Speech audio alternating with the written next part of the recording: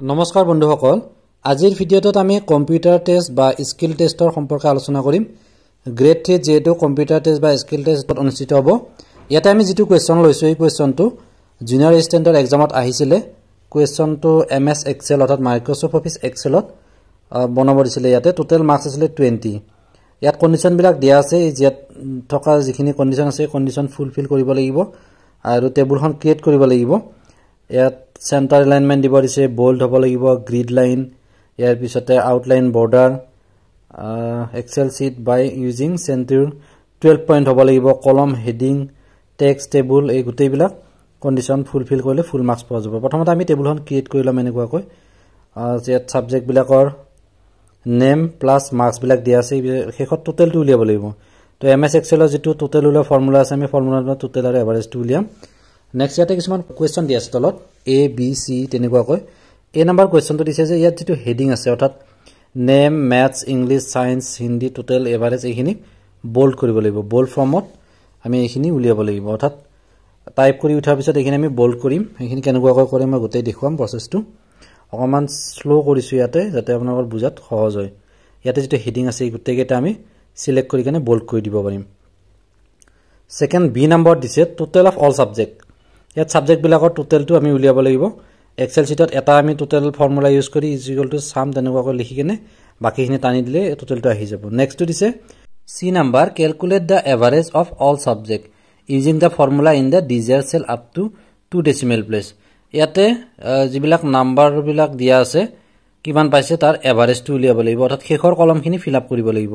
হেটো আমি ফৰ্মুলাৰ মতে কৰিম নেক্সট ডি নাম্বাৰ দিছে বিলো that above table ms excel insert a bar chart 2d cluster bar chart এটা আকিব লাগিব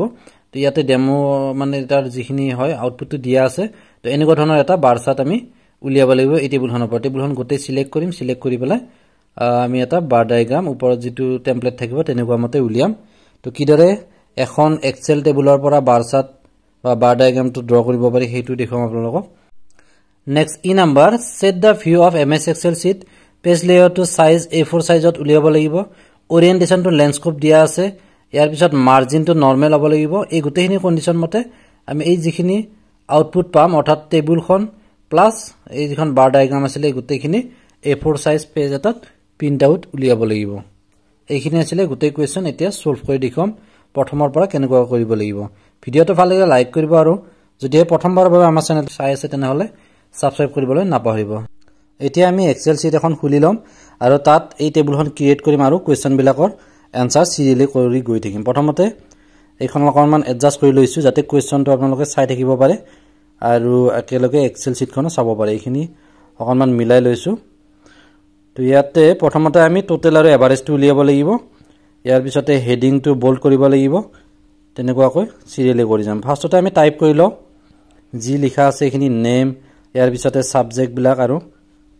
কোনটো কিমান পাইছে গুটেখিনি ইয়াতে আমি টাইপ কৰিম এই কাৰণে আপোনালোকে টাইপিং স্পিডটো বঢ়াব ইয়াত চাও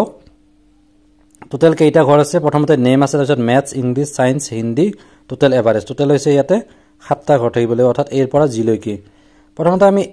যেটো প্ৰিন্ট কৰিব লাগিব পেজটো A4 সাইজ পেপাৰত আমি কৰি লও A4 সাইজ আৰু ওৰিয়েন্টেশনটো দিয়া আছিল ল্যান্ডস্কেপত গতি ল্যান্ডস্কেপ সিলেক্ট কৰি লৈছো আৰু লগতে পেজ সাইজটো আমি সিলেক্ট কৰি ললো তো এখিনি পেজ ব্ৰেক দেখিবলৈ পাইছে ইয়াতে যেটো ডটেড লাইন এটা হৈ যাব A4 সাইজ পেপাৰত গতিকে এতিয়া আমি ইয়াতে হেডিং খিনি অৰ্থাৎ name maths English science Hindi total average এইকেইটা অৰ্থাৎ জি লৈকে গতিকে এখিনি এডজাস্ট কৰি লও অকমান ডাঙৰ কৰি লও যেটো পেজটো আপোনাৰ এল লৈকে আছে গতিকে এখিনি অকমান এনেকুৱাকৈ টানি কিনে আপোনালোকে মিলাই ল'ব যাতে টেবুলখন দেখাত ভাল হয় বা আপোনাৰ আউটপুট অৰ্থাৎ আনসাৰটো প্ৰিন্ট আউট কৰাৰ পিছত এক্সামিনাৰে চাই কেনে ভাল পায় আৰু যাতে আউটপুটটো একে হয় তেতিয়া আপোনাৰ ফুল মাৰ্কস পোৱাত সহজ হ'ব তো প্ৰথমতে নেম ইয়াৰ পিছতে ম্যাথছ ইংলিশ সায়েন্স হিন্দি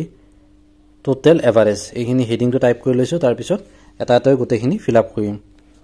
আপোনালোকে স্পিডটো বঢ়াই ল'ব কিয়নো টাইপিং স্পিড বেছি থাকিলে আপোনালোকে সোনকালে কৰিব পাৰিব যেতি এটা টাইম বাউন্ড হ'ব মই এইখিনি অকমান স্পিডত দেখুৱাই দিছো নহলে ভিডিওটো লেংথটো বহুত দীঘল হ'ব ঠিক আছে সাবজেক্ট বিলাকৰ নেম আৰু নাম্বাৰ এই গুটেখিনি টাইপ কৰা হোৱাৰ পিছত ইয়াতে আমি গোটেইখিনি সিলেক্ট কৰি লম এইদৰে গোটেইখিনি সিলেক্ট কৰি লব টেবুলখন কিয়নো ইয়াত চাওক গোটেইখিনি সেন্টাৰ এলাইনমেন্ট কৰিব দিছিলে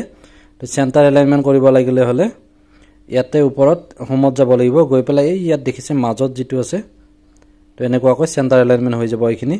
মাজৰ এইটো বাটন টিক কৰি দিব তো এতিয়া সেন্টাৰ হ'ব ইয়াতে দেখিছে ইয়া গোটেই মাজত আহি গল ঠিক আছে তো এইখিনি হোৱাৰ পিছত এতিয়া প্ৰথমটো চাওক হেডিং টু বোল্ড কৰিব দিছে অৰ্থাৎ হেডিং বুলি ক'লে ইয়াতে name maths English science Hindi total এই যেটো প্ৰথম কলম আছে কলমটো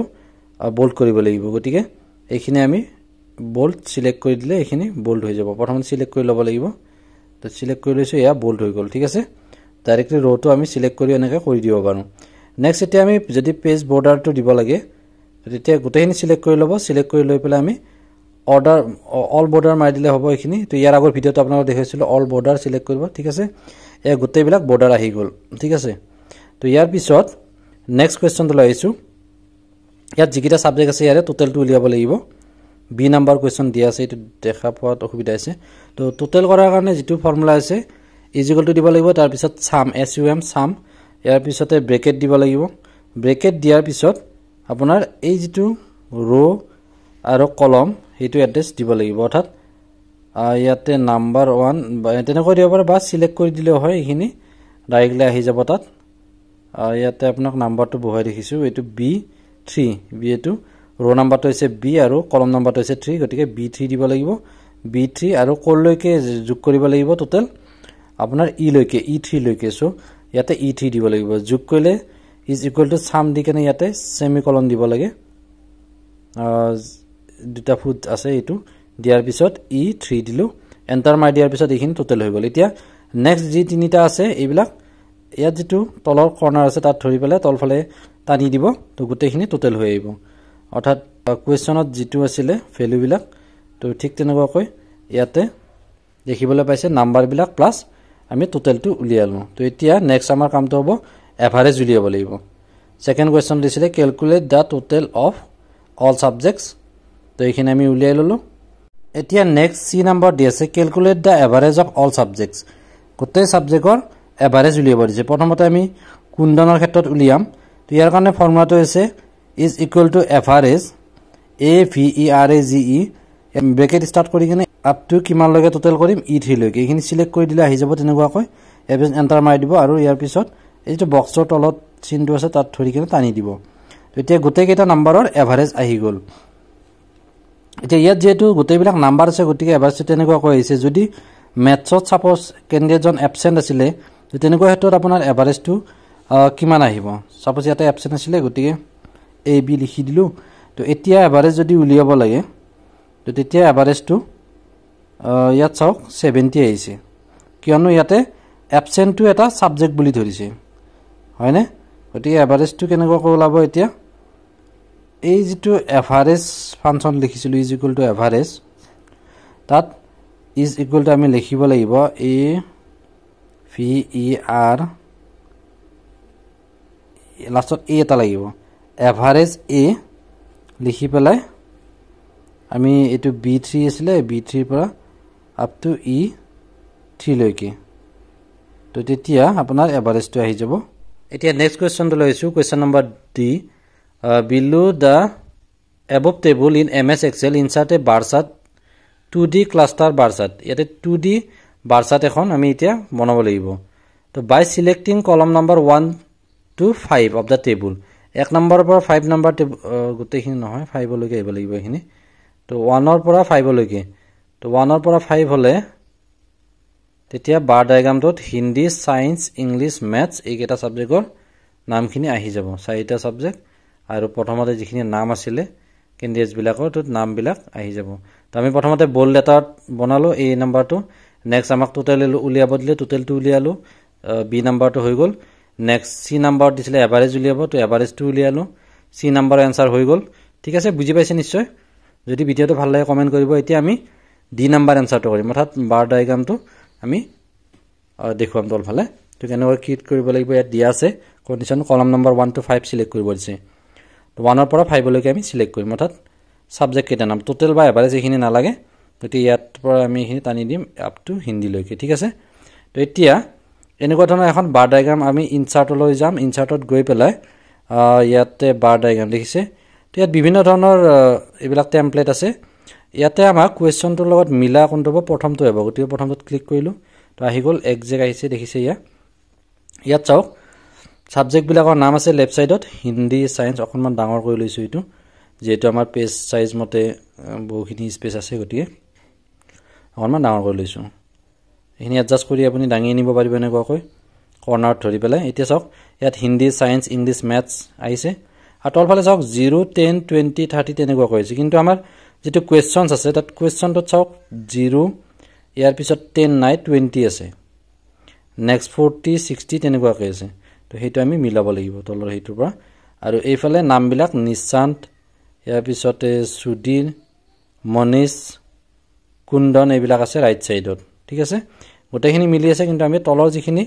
আছিল এইখিনি মিলাব লাগিব তো এইখিনি আপোনালোকক কেনেকৈ মিলাব পাৰি তাৰ বাবে এইখিনি সিলেক্ট কৰি ল'ব লাগিব আমি তো এইখিনি সিলেক্ট কৰি লও প্ৰথমতে তাৰ পিছত ইয়াতে ৰাইট ক্লিক কৰিব তাৰ পিছত ফৰমেট সেলত যাব ইয়াত যোৱাৰ পিছত প্ৰথমে দেখিছে নাম্বাৰ